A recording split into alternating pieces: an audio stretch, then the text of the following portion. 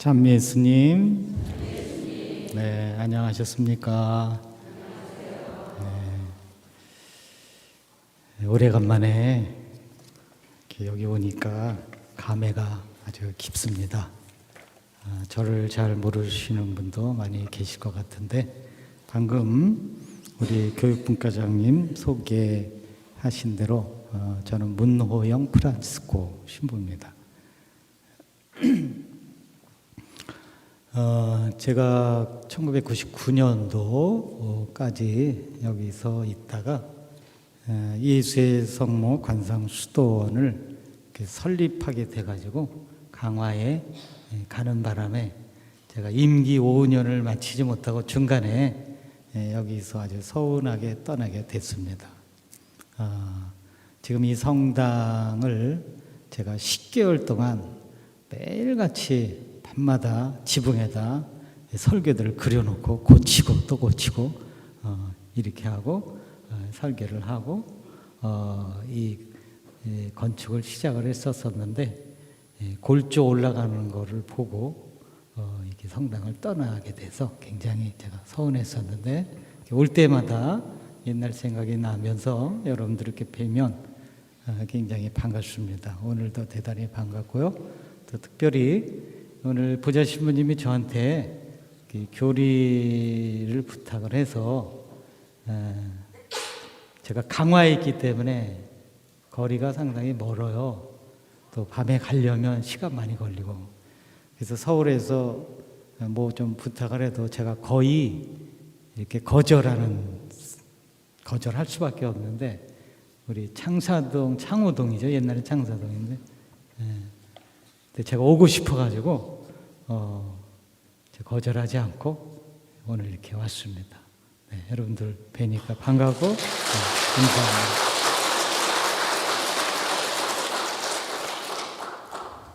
네, 오늘 견진 교리인데 어떤 딱딱한 교리보다도 물론 이제 교리 내용을 말씀을 드리지만은 그냥 우리 그 신자들에게 유익이 되는 방향으로 그렇게 말씀을 좀 드려야 되겠다라고 생각을 해서 우리 보좌 신부님이 기도에 관한 얘기를 하면 좋겠다라고 이렇게 주문을 하셔서 제목을 그리스도인의 삶으로서의 기도 이제 이렇게 정했습니다.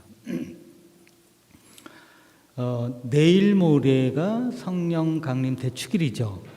네, 성령을 우리가 가득히 받는 그러한 주일입니다. 굉장히 큰 대축일입니다. 그래서 성령을 가득히 받기 위해서는 제일 먼저 기도를 열심히 해야 되죠. 사도들이 성령을 받을 때 9일간 다락방에서 성모님과 함께 열심히 기도에 전념하고 그리고 난 다음에 성령을 충만히 받았습니다. 네, 이제 그런 차원에서 우리도 내일 모레 성령 강림 대축일을 맞이하면서 또 성령을 가득히 받게 되겠는데 그러한 차원에서 우리가 기도에 대해서 좀 더 생각을 하고 또 나름대로 성령을 가득히 하나님께서 주시도록 남은 기간 동안 기도로 준비를 하시면 좋을 것 같습니다. 네, 우리 그리스도인들에게 있어서의 기도는 삶입니다. 삶. 이 뜻은 그리스도인들에게 있어서의 기도는 하나의 부산물이 아니다. 또 액세서리가 아니다. 라는 거. 혹은 취미 생활처럼 시간이나 여유가 있으면 하고 그렇지 못하면 안 해도 되는 그런 게 아니다. 기도는. 그럼 뭐냐?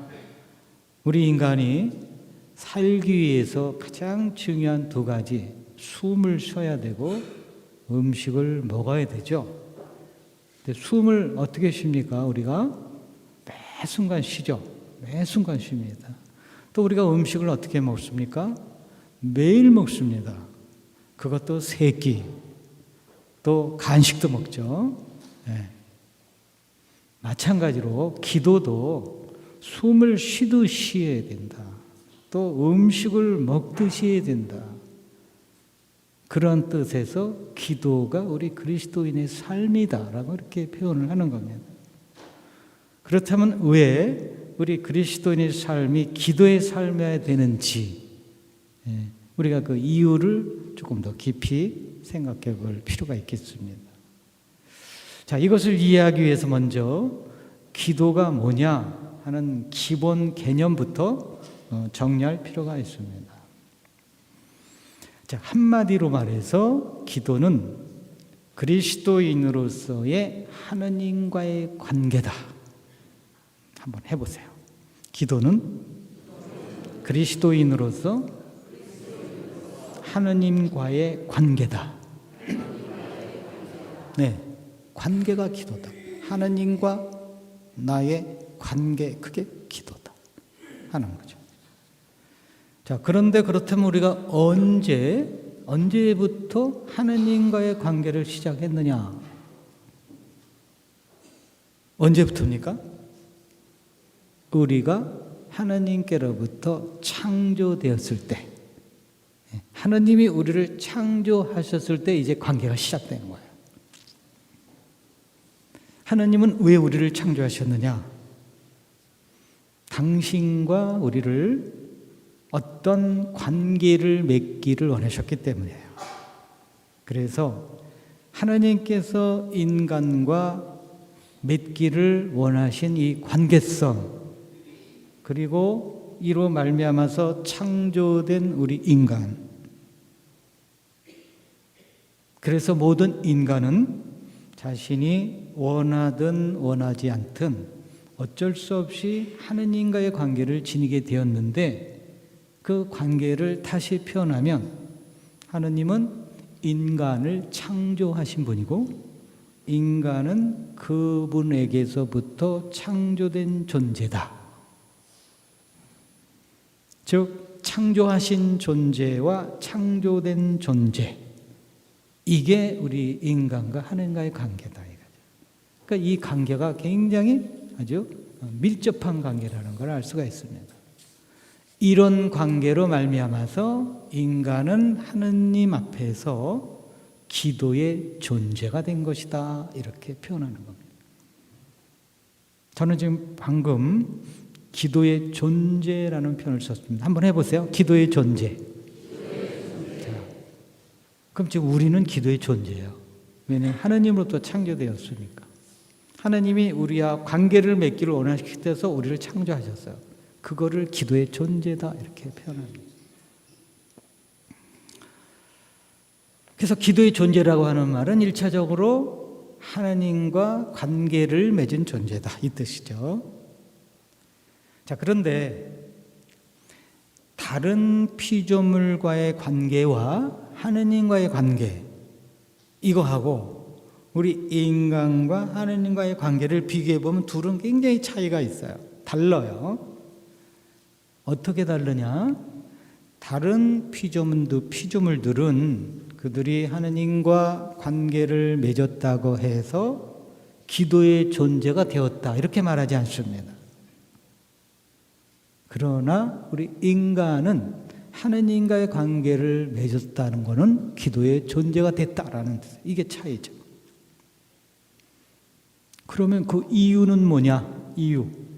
그것은 우리 인간은 다른 피조물과는 달리 인격적인 존재로 창조되었기 때문에, 인격적인 존재. 다른 피조물, 돌, 공기, 물, 햇빛, 식물, 동물, 이런 거는 인격적인 존재가 아니에요. 인격적인 존재. 그래서 그들이 하나님부터 창조되었지만 그들에게 기도의 존재다, 이렇게 말하지 않습니다. 그러나 우리 인간은 인격적 존재를 인격적인 존재로 하나님이 창조하셨기 때문에 우리가 기도의 존재다, 이렇게 불리는 거예요. 그런데 우리가 이렇게 기도의 존재가 된 거는 우리가 원해서 된 게 아니고 전적으로 뭡니까? 하나님께서 원하셔 된 거죠. 하나님이 먼저 그렇게 하신 거예요. 네. 그래서 인간이 기도의 존재가 된 거는 주어진 겁니다. 주어진 거. 하느님의 섭리예요. 이런 기도의 존재인 인간이 하느님을 알고 그분의 자녀가 되는 세례를 통해서 초자연적인 생명을 받게 되고, 이제 그렇게 될 때 그 다음부터는 이제 기도의 그 다음 단계인 기도의 상태에 놓이게 되는 겁니다. 기도의 상태. 한번 해보세요. 기도의 상태. 네. 그러니까 아까 기도의 존재 그랬을 때 하나님부터 창조된 인간은 다 기도의 존재다. 하나님을 알든 모르든, 성당에 나가든 안 나가든, 세례를 받았든 안 받았든, 하나님을 거부하든 받아들이든 모두가 다 기도의 존재예요. 근데 기도의 존재인 우리가 이제 세례를 받아서 하나님을 알게 되고, 그래서 우리가 초자연 생명을 받게 됨으로써 우리는 어떤 상태가 됐냐? 기도의 상태가 됐다. 기도의 상태. 그럼 기도의 상태에 놓였다는 것은 무슨 뜻이냐면, 내 자신이 기도의 존재임을 알게 되었고, 이제 그것을 의식 수준으로 드러낼 수 있는 상태가 되었다라는 뜻입니다. 아, 내가 기도의 존재구나. 내가 하나님부터 창조되었네. 그분으로부터 내가 영원한 생명을 얻는 사람이구나. 아하, 이렇구나. 이렇게 아는 거. 이제 이건 기도의 상태가 된 거예요.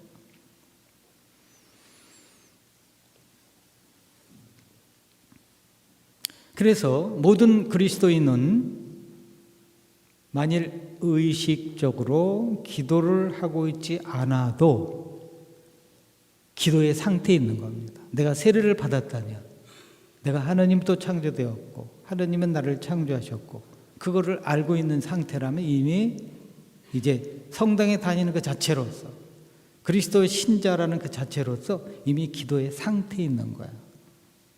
근데 이 기도의 상태는 기도의 행위의 차원에서 봤을 때는 아직 의식적으로 기도하고 있는 게 아니니까, 이 기도의 상태라고 말은 하지만 이거는 아직 기도의 무의식적인 행위라고 할 수 있어요. 아직 의식적 기도는 아니니까. 그죠?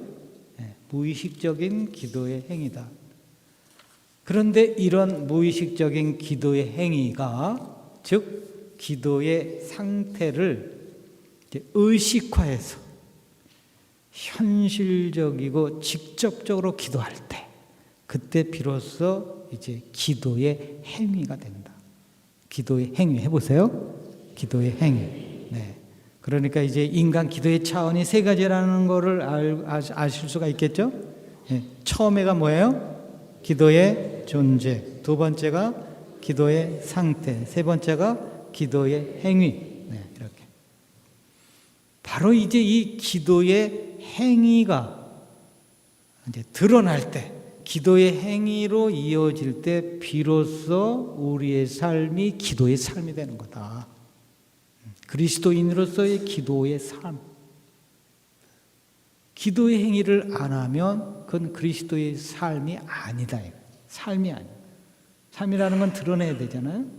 기도의 상태를 드러내야 돼요. 의식적으로. 자, 기도는 하나님과의 관계라고 말씀을 드렸어요. 근데 그 관계가 처음에는 무의식적인 관계인 기도의 존재에서 의식적인 관계인 기도의 행위까지 이어질 때 그 관계가 발전하게 되고 깊어지는 겁니다.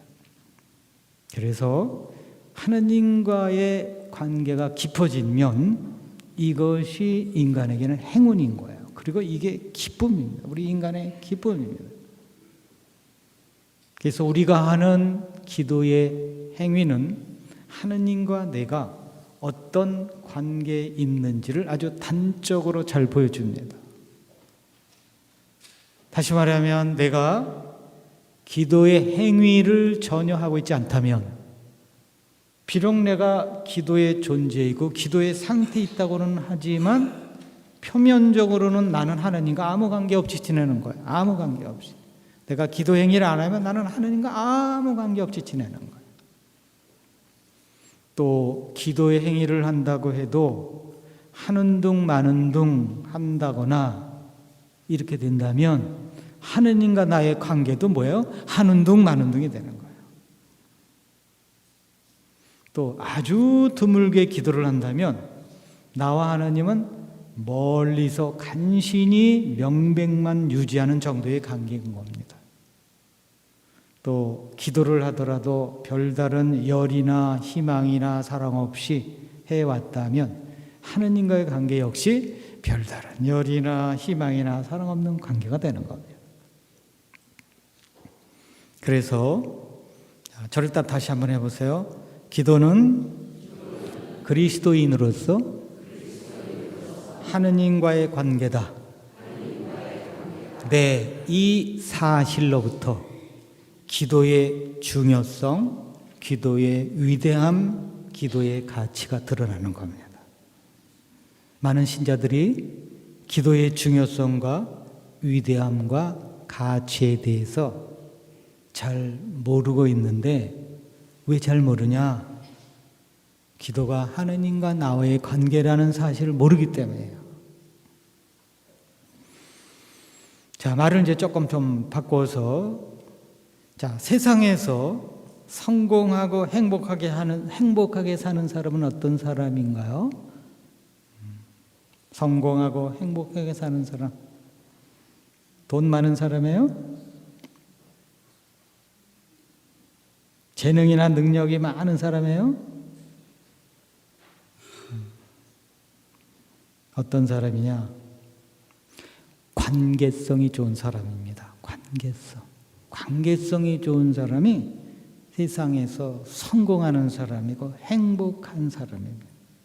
다시 말하면 대인관계를 잘하는 사람, 누구하고도 잘 어울리고 누구하고도 쉽게 친하고 적이 없고 다 이렇게 다 잘 지내. 하느님과의 관계도 마찬가지예요. 그래서 인간은 어떻게 하는 게 행복하냐? 하느님과의 관계를 잘해야 행복한 거예요. 하느님과의 관계. 다른 게 아무리 좋아도 하느님과의 관계가 별로 좋지 않으면 이건 행복한 게 아닌 거예요. 우리가 지금 견진교리 좀 받고 견진하려고 그래요. 지금 성당에 나가고 있습니다. 우리가 열심히 신앙생활합니다. 왜 신앙생활을 하는 겁니까? 행복하려고 하는 거죠. 행복. 하느님과 관계를 잘하려고 신앙생활을 하는 거죠. 왜냐하면 하느님이 모든 행복의 원천이고 근거이기 때문이죠. 자, 근데 우리 현대 사회의 특징을 볼 것 같으면 그 중에 하나가 모든 사람이 늘 바빠요. 그리고 할 일이 많다는 거예요. 오늘 여러분들 할 일 없어갖고 너무 심심해가지고 교리나 그냥 한번 받아볼까? 이렇게 생각해서 온 분 한 분도 없어요. 바쁜데 제쳐놓고 오늘 빠지면 견제 못 받을 수도 있고 또 우리 보좌심님이 또 숙제도 내줄 것 같고 그러니까 이렇게 오셨습니다. 그러니까 할 일이 많고 바쁘다 보니까 내가 해야 한다고 생각하는 일들, 내가 바쁘게 하고 있는 그 일들이 과연 나를 진정으로 행복하게 해주고 성수시켜주는 건지, 내 인생의 의미를 만족시켜주는 것인지를 진지하게 고찰해 볼 겨를도 없이 많은 분들이 그냥 일 속으로 빠져들어가서 살고 있어요. 그냥 강물이 흐르면 그 흐름 속에 그냥 그대로 그냥 막 흘러간다 이거죠. 그러니까 우리 인간이 일을 통제하고 진정한 기쁨과 행복의 길로 가도록 스스로를 제어하고 조절하기보다는 오히려 일이 인간을 통제하고 인간을 조절하게 된 거예요. 이 세상에 지금 현재가. 그럼에도 불구하고 우리 인간은 이런 것들을 의식할 겨를이 적어요. 너무 바쁘니까. 분주하니까. 사람은 누구나 현실적인 것에 지나치게 몰두하거나 빠지게 되면 본질적인 것과 부수적인 것을 구별하지 못하게 됩니다. 본질적인 것과 부수적인 것을 구별하지 못하게 돼요. 다시 말하면 지금 이 순간 내가 하고 있는 일들이 나의 삶의 본질적인 거냐, 이거를 잘 모르게 되는 거죠. 그냥 자기가 하고 있는 게 이거 그냥 내가 여태까지 해왔으니까 그냥 앞으로 당연히 하는 거야. 이거 내가 해야 되는 거야. 라고 이렇게 생각하게 됩니다. 도둑질이 직업인 사람은 그냥 도둑질이 자기 직업이 그냥 해왔으니까 하는 거예요. 사기꾼, 그 여태까지 사기치면서 살아왔으니까 그냥 하는 거예요. 아무 생각 없이. 유치장에 한번 갔다 오게 되면 어떻게 돼요? 계속 갑니다. 계속 가요. 네, 또 가고 나왔다 또 들어가 나왔다 들어가. 사실 우리 인간의 삶을 가만히 보면은 우리 인간이 의식적으로 행하는 것보다는 무의식적으로 행하는 것이 더 많습니다. 인간은 자신이 하고 있는 일에 관성이 생기면, 관성 아시죠? 그때는 무의식적으로 그 일을 계속 하게 되고 또 그렇게 함으로써 마치 그 일이 자기에게 가장 중요하고 보람을 가져다 주는 것으로 생각하게 됩니다. 그런데 이런 삶 속에서는 인간이 자기 실현을 할 수가 없습니다. 자기 실현이 안 되니까 왜 사는지도 잘 느끼지 못한 채 그냥 숨을 쉬니까 쉬고 식사 때가 되니까 먹고 일할 시간이 되니까 일하고 잠잘 때가 되니까 잠자가면서 살아가는 겁니다. 인간이 본연의 모습을 찾아서 진정한 행복의 길을 가기 위해서는 이러한 무의식적인 삶에서 벗어나서 이 무의식을 의식화해서 내가 지금 뭘 하고 있는가, 어디를 향해 가고 있는가를 의식화해서 항상 의식적으로 살아가는 거. 자기 스스로 자기를 조절하고 통제하고 방향 지으면서 나갈 때 그때 그게 진정한 행복의 길로 가는 겁니다.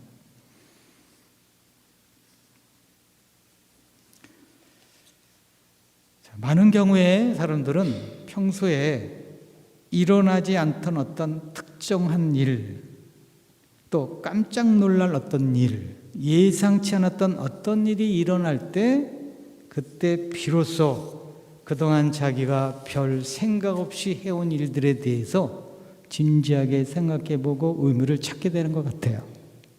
근데 그 전에 그런 일들이 안 일어나면 그냥 계속 가는 거죠. 그래서 어떤 의미에서 어떤 충격적인 일, 어떠한 그 굉장히 큰 걱정, 굉장한 갈등, 그게 종종 우리 인간에게 도움을 줄 때가 있습니다. 다시 생각을 해보게 되는 거죠. 더군다나 죽음에 가까이까지 오는 어떤 경험을 하게 됐을 때 그때 사람이 달라지는 겁니다.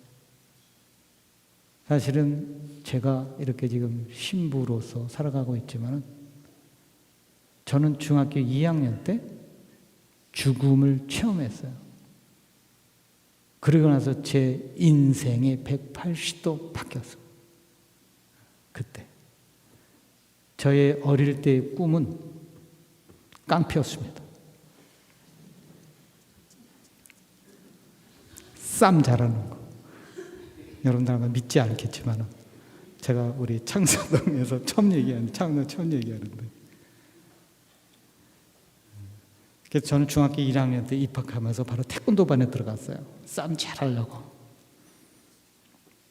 초등학교 때는 쌈을 굉장히 많이 했어요.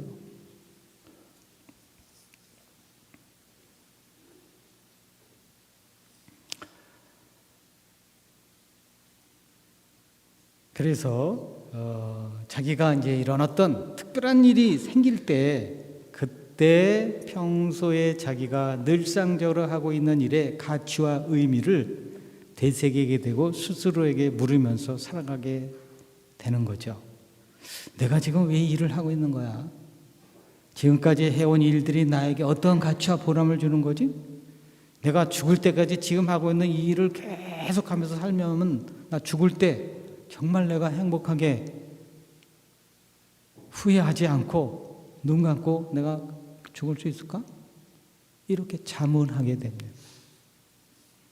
그래서 인간은 이런 거를 갖다가 이제 정체성을 생각해 본다는 표현을 하게 되는데, 이렇게 인간이 자신의 정체성에 대해서 묻기 시작할 때 비로소 진정한 기도가 시작된다고 말할 수 있습니다. 그 분야님 혹시 그 성경책 있으시나요? 성경책 좀 하나, 신약 성경 있으면 하나 좀 갖다 주세요.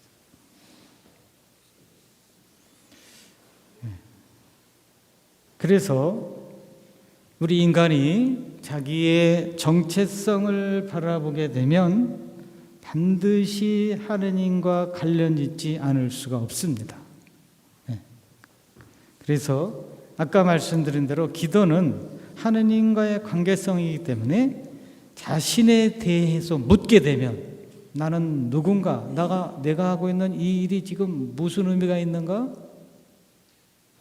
이렇게 자꾸 묻게 되면 결국 하느님과의 관계성에 대해 성찰을 하지 않을 수 없게 되고, 그 하느님과의 관계를 생각하게 되면 기도를 하지 않을 수 없게 되는 겁니다. 잠깐 여기서 성경을 읽겠습니다. 루카복음 18장 1절 이하를 읽겠습니다. 루카복음 18장. 예수님께서는 낙심하지 말고 끊임없이 기도해야 한다는 뜻으로 제자들에게 비유를 말씀하셨다. 어떤 고을에 하느님도 두려워하지 않고 사람도 대수롭지 않게 여기는 한 재판관이 있었다. 또 그 고을에는 과부가 한 사람이 있었는데 그는 줄곧 그 재판관에게 와서 저와 저의 적재다 사이에 올바른 판결을 내려주십시오 하고 졸랐다. 재판관은 한동안 들어주려고 하지 않다가 마침내 속으로 말하였다. 나는 하느님도 두려워하지 않고 사람도 대수롭지 않게 여기지만 저 과부가 나를 이토록 귀찮게 하니 그에게는 올바른 판결을 내려주어야겠다. 그렇게 하지 않으면 끝까지 찾아서 나를 괴롭힐 것이다. 주님께서 다시 이르셨다. 이 불의한 재판관이 하는 말을 새겨들어라.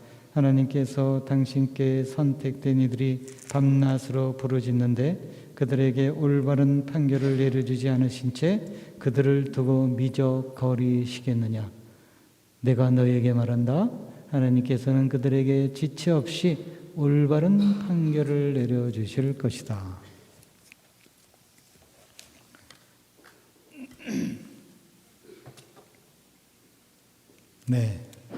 여기서 낙심하지 말고 끊임없이 기도해야 한다라는 말씀, 이거는 우리의 매일매일의 삶, 순간순간의 삶에서 기도를 드러내야 한다는 것을 뜻하고 있습니다. 기도를 드러내야 한다. 아까 그 기도의 행위라 그랬죠? 기도의 행위, 기도의 존재에서 기도의 상태, 이거를 드러내는 게 기도의 행위인데, 지금 주님께서 성경을 통해서 낙심하지 말고 끊임없이 기도해야 된다. 매일매일 순간순간 삶에서 기도를 드러내야 한다라는 이 뜻이에요. 자, 그래서 이제 기도를 드러낸다고 하는 거에 대해서 말씀을 좀 드려보겠는데, 두 가지 차원을 말씀드리겠습니다. 첫째 차원은 자신의 모든 것에서 기도의 형식을 드러내는 차원입니다. 기도의 형식을 드러내는 차원. 다음 두 번째 차원은 자신의 삶의 모든 것에서 기도의 내용을 드러내는 차원이에요. 기도의 내용을 드러내는 차원. 자, 그러면 우선 첫째, 기도의 형식을 드러내는 것에 대해서 말씀드리면, 이것은 내 삶의 모든 것 안에서 기도의 형태를 드러낸다는 뜻입니다. 기도의 형태를 드러낸다. 즉, 내 삶의 모든 모습, 나의 존재 자체, 그리고 내가 하는 모든 생각과 말과 행동 자체가 늘 기도가 돼서 그것이 하느님께 바쳐지는 것을 말합니다. 이것을 삶의 기도와 또는 삶의 기도라고 말합니다. 한번 해보세요. 삶의 기도와 삶의 기도. 이것은 기도의 형식을 드러내는 차원이에요. 근데 모든 그리스도인은 자신의 삶을 기도하도록 불림을 받았습니다. 이건 불림을 받은 거예요. 모든 그리스도인의 삶은 기도가 돼야, 삶이 기도가 돼야 비로소 그리스도인의 삶이라고 부를 수 있는 거예요. 성직자, 수도자만 이런 삶을 살아야 되는 게 아니고 모든 신자, 모든 그리스도인이 공통적으로 이렇게 살도록 존재가 주어진 겁니다. 기도의 존재라는 그 자체가 그것을 드러내도록 표현하고 있는 거예요. 자, 그렇다면 삶의 기도와 삶의 기도 이렇게 하기 위해서 우리가 어떻게 해야 될 건가 구체적으로 두 가지를 말씀드리겠습니다. 첫째는 내가 무엇을 하든지 또 어디에 있든지 모든 것을 주님과 관련지어서 늘 주님께 말씀드리는 거야. 모든 것을 주님과 관련지어서 늘 주님께 말씀드린다. 해보세요. 시작.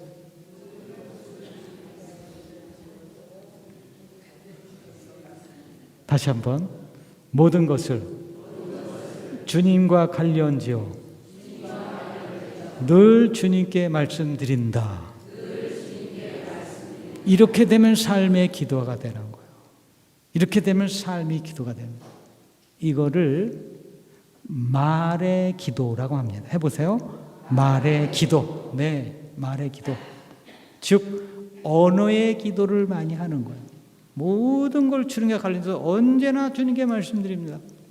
예를 들어서 제가 어제 광주 갔다가 올라왔어요. 광주에서 며칠 있었는데 어제 날씨가 굉장히 좋았습니다. 근데 그 전날 비가 왔어요. 우중충했었는데.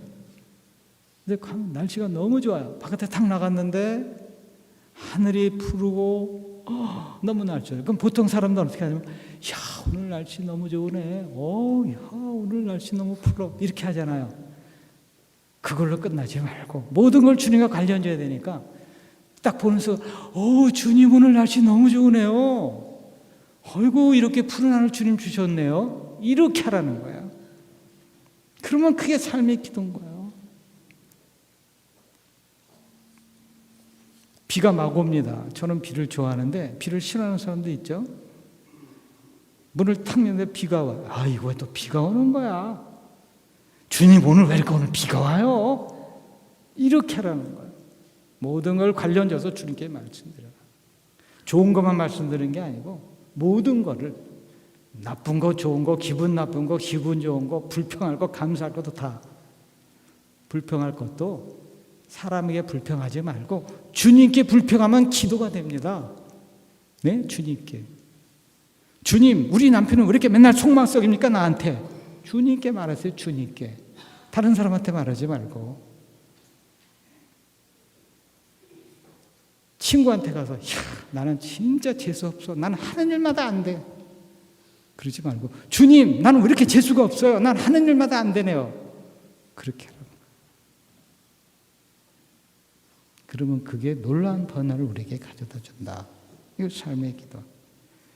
기쁨이 오든 슬픔이 오든 걱정거리가 생기든 유황거리가 생기든 편안하든 불안하든 무엇이 나에게 닥치든지 가만히 있지 않고 거기에 홀로 빠져들지 않고 닥치는 모든 것에 대해 자신의 생각과 느낌을 주님께 말씀드리는 겁니다. 긍정적인 내용이든 부정적인 내용이든 상관하지 않는 거예요. 계속 말씀드립니다. 왜 우리가 이렇게 해야 되냐? 자, 아까 처음에 말씀드릴 때 기도는 관계라고 그랬습니다. 관계. 자, 인간이 관계를 시작을 할 때, 사람과의 관계를 시작할 때 뭐부터 시작하냐? 말부터 시작합니다. 그죠? 말부터. 처음 만났어요. 안녕하십니까? 말로 하는 거죠, 말로. 일단 말을 하고 대화를 하면서 시작하듯이 이렇게 하느님과의 관계도 일단 말로 드러낸다는 겁니다. 주님께 언어를 표현하면 그것은 일단 기도의 행위가 시작되는 겁니다. 그리고 이거는 주님이 원하시고 기뻐하는 일입니다. 이렇게 할 때 내가 주님과의 관계를 맺고 있다는 것을 드러내게 됩니다. 만일 우리 자신의 삶에 기쁨이 왔어요. 근데 이거를 주님과 관련 짓지 않고 혼자서만 기뻐하는 것으로 끝난다든가, 또 내 삶에 슬픔이 왔는데 역시 주님과는 아무 관련도 짓지 않고 혼자서만 그 슬픔 속에 짓눌려 있다든가, 그렇게 된다면 그거는 뭐예요? 주님과 관계없이 그냥 홀로 사는 겁니다. 홀로. 자신이 기도의 존재로서 또 기도의 상태에 있으면서도 의식적으로 기도의 행위를 하지 않는 모순 속에 사는 겁니다. 기도의 행위를 하지 않는 그리스도인은 이미 그 정체성을 상실한 겁니다. 정체성을 상실해서 산다면 이것은 불행이죠. 인간이 스스로 불행을 선택할 이유가 없습니다. 한편 이렇게 모든 것에서 기도의 형식을 드러내기 위해서는 특정한 장소가 요구되는 게 아닙니다. 아무 데서나 자신이 현재 있는 그 장소에서 그렇게 할 수 있습니다. 장소, 상황, 시간에 상관없습니다. 언제 어디서나 무엇이건 주님께 말씀드리면서 살아가는 겁니다. 물론 여건이 되고 또 내가 여건을 만들 수만 있다면 성당에 가서 혹은 조용한 장소에 찾아가서 자신의 삶의 모든 것에 대해 주님께 말씀드리고 대화를 시도할 수도 있습니다. 그리고 나중에 말씀드리겠습니다마는 사실 우리 그리스도인은 적어도 1년에 몇 번은 조용한 장소로 피해가서 주님과 단둘이 대화하는 시간을 반드시 가져야 됩니다. 반드시 가져야 돼요. 신부님들은 1년에 의무적으로 일주일 이상 조용히 피정하는 것이 이게 법이에요, 법. 수도자들도 마찬가지입니다. 수도원에서 1년에 한 번 이상 피정하는 게 법입니다. 근데 우리 수도자, 우리 신자들은 피정하는 법이 없잖아요. 에? 피정하는 법이 없어요. 신부님들은 매일 미사하고 수도자들도 매일 미사하고 기도도 많이 하는데 근데도 또 법으로 피정하라고 그래요. 근데 우리 신자들은 어때요? 매년 법으로 피정하나요? 왜 그러느냐? 기도 형식을 드러내기 위해서, 기도 형식을 드러내야 됩니다. 네. 이게 첫 번째. 그 다음 두 번째, 기도 형식을 드러내는 두 번째 방법, 그것은 우리의 매 순간순간의 생각과 말과 행동을 기도로 만들어서 하나님께 바치는 것. 이것을 행동의 기도 혹은 삶의 기도라고 합니다. 다시 말하면 이거를 모든 것을 기도하는 것이라고 표현할 수 있습니다. 자, 이거는 뭐냐면 아까 기도 형식을 드러낼 때는 일단 말을 해야 되고 여건이 될 수 있으면 성당에 가서 혹은 조용한 장소에 가서 일단 기도의 말을 해야 된다 그래서 이게 첫 번째 방법이고, 지금 두 번째 방법은 그 행동의 기도 혹은 삶의 기도 혹은 삶을 기도하기 위해서 어떤 고정적인 장소에 앉아서 규칙적으로 오랫동안 순수한 기도를 잘 할 수 없는 여건이 있을 때 이런 사람들이 기도할 수 있는 좋은 방법입니다. 현대 사람에게 사실은 적합하다고 볼 수 있어요. 현대 사회는 바쁘기 때문에 차분히 앉아서 기도할 수 있는 시간들이 별로 많지 않습니다. 우리 특히 그 직장 생활을 늦게까지 하시는 분들, 이런 분들은 자신이 하는 일을 하느님께 봉헌하는 마음으로 그런 지향으로 하느님께 바치면서 살아가는 겁니다. 자기가 하는 일을 주님, 제가 오늘 이 하루를 하느님께 바칩니다. 오늘 이 직장 생활 이 일을 내가 하느님께 바칩니다. 그래서 일을 하기 전에 잠깐 마음을 모아서 하느님을 생각하면서 짧은 기도를 바친 후에 일을 착수합니다. 주님의 기도 한 번 하고 착수하고, 혹은 성모성 한 번 하고 혹은 영광성 한 번 하고 그리고 일하는 동안에도 할 수만 있다면 가끔씩 중간중간에 짧게 하나님 저와 함께 이 일을 해주세요 뭐 이렇게. 그리고 또 일이 끝난 후에 잠깐 기도하는 거예요. 영광이 성부와 성자와 성령께 뭐 이렇게. 주님, 오늘 또 이렇게 일을 마무리 잘하게 해서 감사합니다. 이거 아주 굉장히 훌륭한 기도입니다.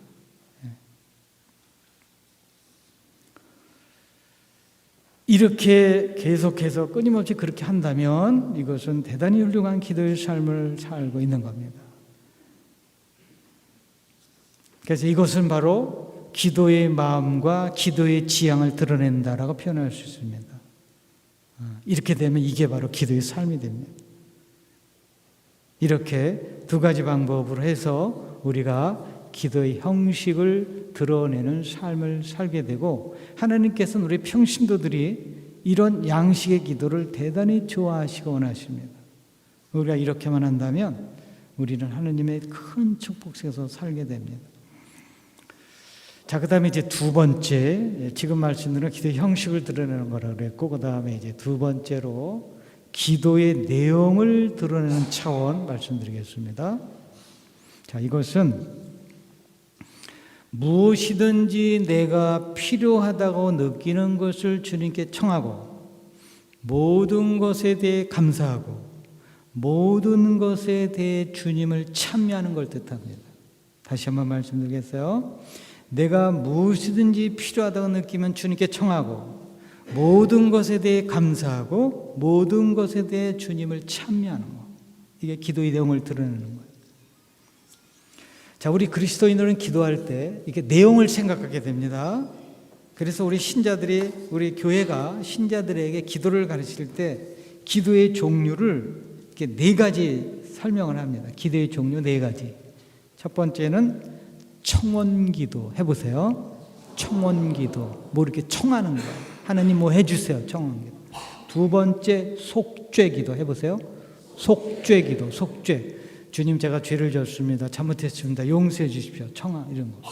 세 번째가 감사기도죠. 해보세요. 감사기도. 그다음에 네 번째가 찬미기도. 네, 이렇게 네 가지 정도를 우리 교회는 신자들에게 가르칩니다. 이 기도의 내용이에요. 이게 기도의 내용이에요.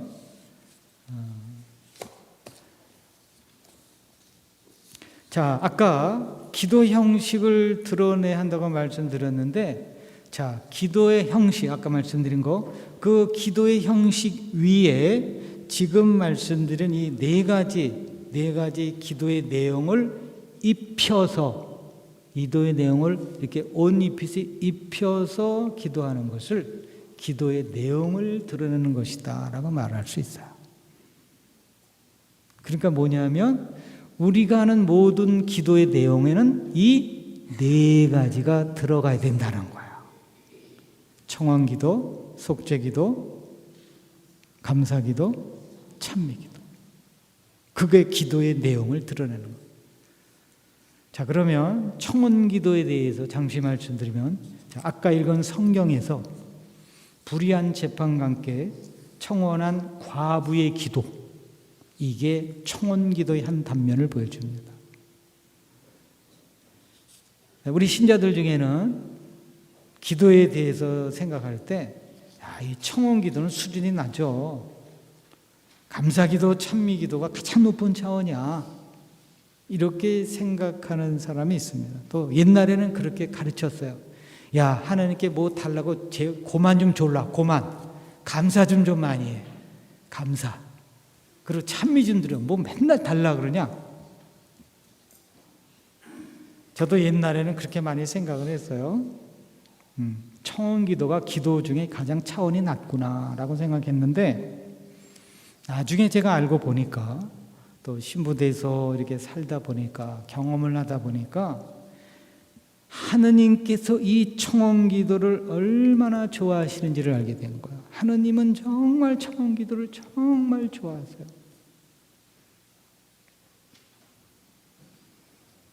근데 청원 기도가 낮은 수준의 기도가 물론 될 때가 있어요. 그때는 언제냐? 자기 이기심을 채우기 위해서 기도할 때, 탐욕을 만족시키기 위해서 기도할 때, 그럴 때는 청원 기도가 수준이 낮아지는 거죠. 그렇지 않을 때 이 청원 기도는 찬미 기도, 감사 기도의 차원과 별 차이가 없습니다. 그리고 사실 기도를 시작하는 사람이 처음부터 감사 기도, 찬미 기도 할 수가 없어요. 기도의 시작은 청원 기도부터다. 우리나라 말에 뭐가 있습니까? 천리길도 한 걸음부터 있죠? 시작이 반이다. 네, 첫 걸음을 잘해야 돼요. 첫 걸음, 시작을 잘해야 돼요. 처음에 청원 기도 잘하면 나중에 기도 다 잘하는 거예요. 청원 기도는 기도의 시작. 그리고 그래서 청원 기도를 잘 바치는 사람, 그리고 늘 바치는 사람은 아주 훌륭한 기도 생활을 하고 있는 사람입니다. 자, 청원 기도는 글자 그대로 하느님께 무엇을 청하고 부탁드리는 겁니다. 근데 우리가 왜 하나님께 청하고 부탁드립니까? 우리에게 필요하기 때문이잖아요. 필요하니까. 안 필요한데 왜 청하겠어요? 우리에게 꼭 있어야 되고, 그것이 있어야 살 수 있고, 하느님의 일을 할 수 있고, 그게 있어야 내가 나에게 주신 사명과 역할을 할 수 있는 거죠. 세상에서 사람들이 산다는 말을 할 때 보통으로 뭐라고 말하냐면은 먹고 살아야지 이렇게 말합니다. 그죠? 먹고 살아야지. 왜 이렇게 말합니까? 먹는 게 필요하고 중요하기 때문에요. 여러분들 어떻게 생각하세요? 먹는 거 안 중요합니까? 중요하죠. 먹지 않으면 죽는 거예요. 먹는 게 왜 중요하냐? 개를 보면 압니다. 개. 먹는 사람을 제일 좋아하는, 먹이 준 사람 제일 좋아하잖아요. 그 개가 밥 먹을 때 옆에 건드리면 물라 그래요. 왜냐하면 먹는 게 자기에게는 생명이니까. 주님께서도 주님의 기도를 가르쳐 주실 때 다음과 같이 청하라고 가르쳐 주셨습니다. 오늘 우리에게 필요한 양식을 주소서. 자, 그런데 우리가 사는 데는 음식만 필요한 게 아닙니다. 음식만 갖고 살 수가 없어요. 다른 것도 필요합니다. 보이는 거, 보이지 않는 거, 정말 우리에게 필요한 거가 많아요. 우리는 그 모든 거를 주님께 언제나 청해야 됩니다. 언제나 청해요. 보세요. 여러분들 지금 굶는 사람 이 시대에 노숙자 외에는 별로 없는 것 같은데, 우리가 매일 먹어요, 밥을. 매일 먹는데도 우리는 주님의 기도를 하루에도 여러 번 합니다. 매일 먹고 있으면서도 주님 오늘 우리에게 필요한 양식을 주소 맨날 기도 또 해요. 먹고 있는데 기도한다. 그것은 우리에게 필요한 거 주님께 청해야 된다라는 걸 보여줍니다. 이거는 아까 말씀드린 대로 청원 기도는 주님을 정말 기쁘게 드리는 기도. 자, 그럼 제가 여기서 중요한 말씀을 드리겠어요. 주님께서는 왜 우리에게 청기도 하기를 원하실까? 왜 당신께 청하기를 왜 그분은 좋아하신가? 이유가 뭘까? 굉장히 중요한 겁니다. 그 이유는 이겁니다. 우리는 늘 주님의 은혜로 살아간다는 것을 잊지 않도록 하기 위해서. 한번 해보세요. 우리는 늘 주님의 은혜로 살아간다. 는 것을 잊지 않도록 하기 위해서 당신께 청하기를 원하시는 거예요. 이게 청원 기도가 가지고 있는 아주 중요한 내용입니다. 자, 그런데 많은 사람들이, 또 많은 신자들이 주님께 그렇게 청하지 않았는데도 잘 먹고 잘 입고 쓰면서 살아가는 게 사실이에요. 뭐 일용한 양식을 주셔서 그렇게 별로 기도하지 않아도 맨날 먹을 게 생겨요.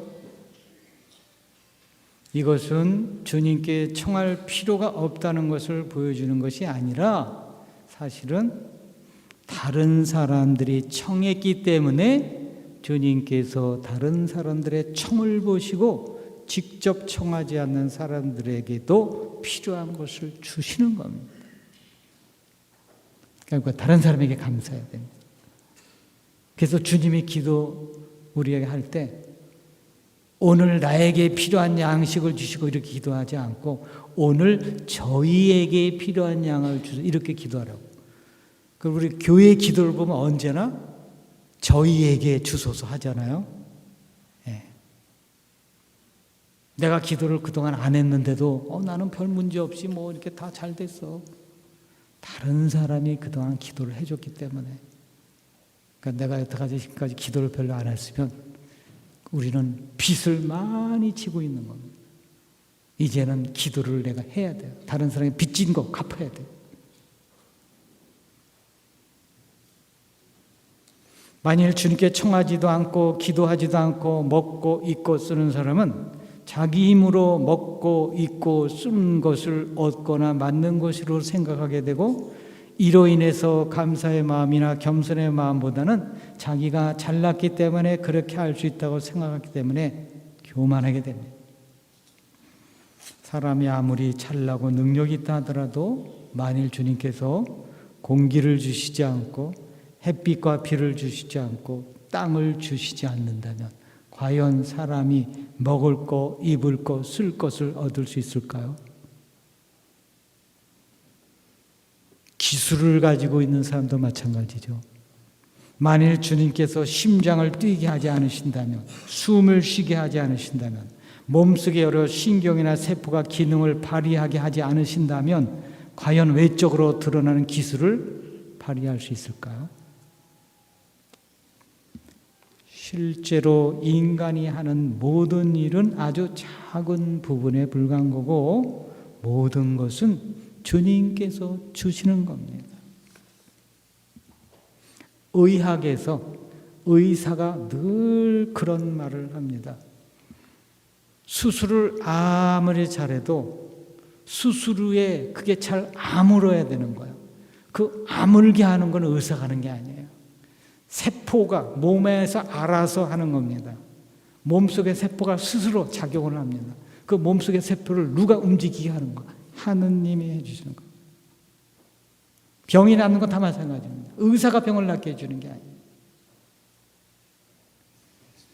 우리가 청원 기도를 해야 하는 이유, 우리 인간은 주님께서 도와주셔서 살아간다 하는 것을 의식하기 위해서.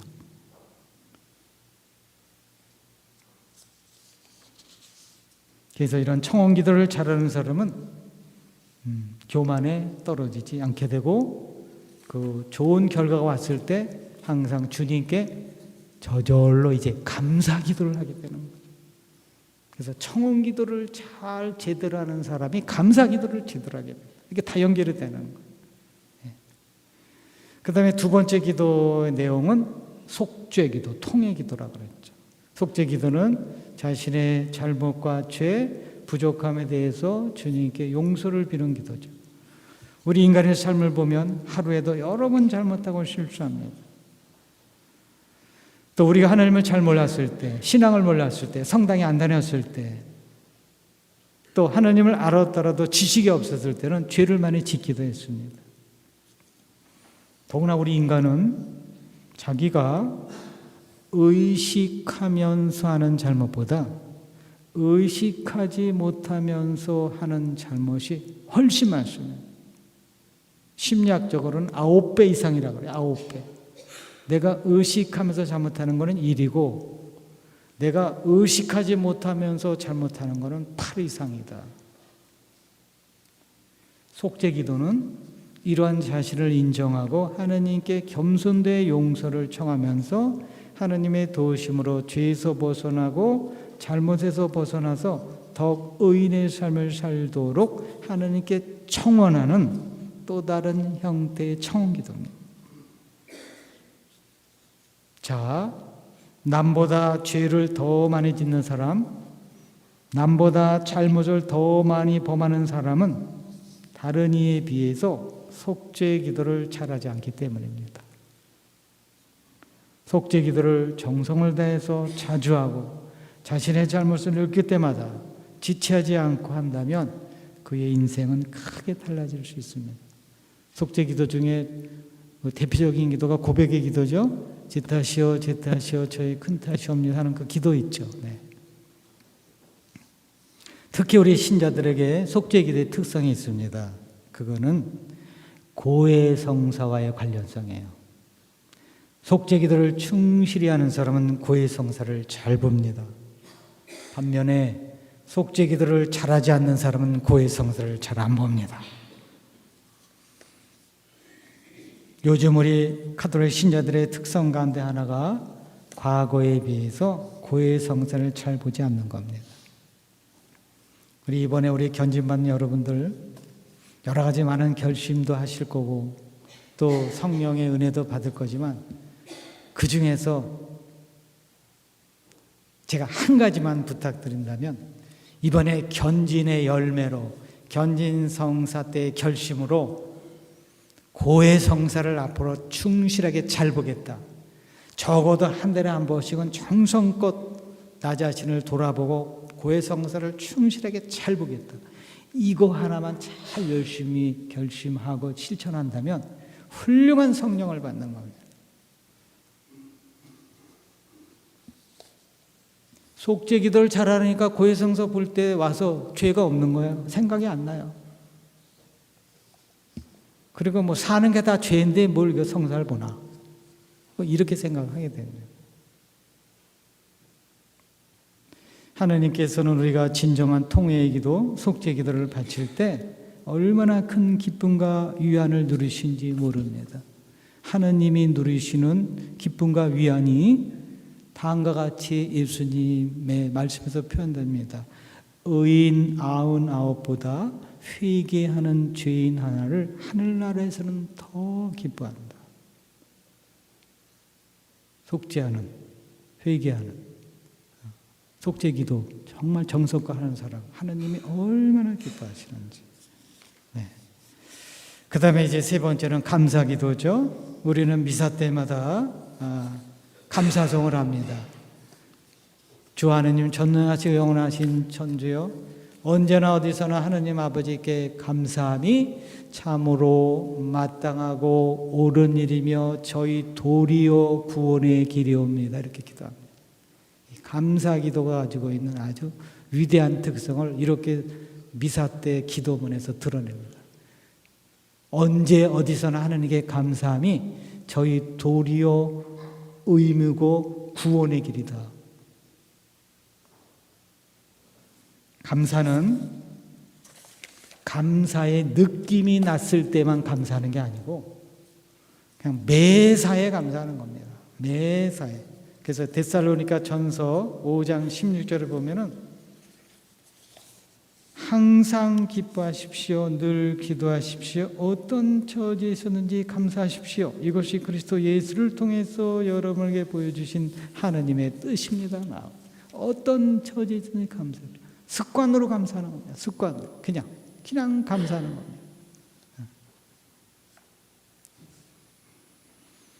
감사 기도는 기적을 가져오는 기도입니다. 감사 기도는 기적을 가져오는 기도. 그 다음에 네 번째가 찬미 기도. 이것은 주님께 영광을 드리는 기도죠. 하늘에선 천사들이 언제나 이 기도를 합니다. 거룩하시다, 거룩하시다, 거룩하시다. 하늘에서 천사들이 하는 기도는 이거밖에 없어요. 하느님 앞에서 늘 거룩하시다, 거룩하시다, 거룩하시다. 이게 바로 찬미 기도. 그래서 이렇게 우리가 기도의 형식과 기도의 내용을 드러내면서 우리가 산다면 우리는 늘 주님과 함께 살아가게 되고 또 늘 주님께 말씀드리니까 주님과 함께 살아가는 거고 또 필요한 건 늘 주님께 청하면서 살아가니까 주님께 의지하고 살아가는 삶이 되고, 이렇게 되면 바로 우리의 삶이 기도의 삶이 되고 우리의 삶이 완전히 달라지고 풍요롭게 될 겁니다. 시간이 다 돼서 이상으로 마치겠습니다. 영광이 성부와 성자와 성령께, 성부와 성자와 성령의 이름으로. 네, 감사합니다.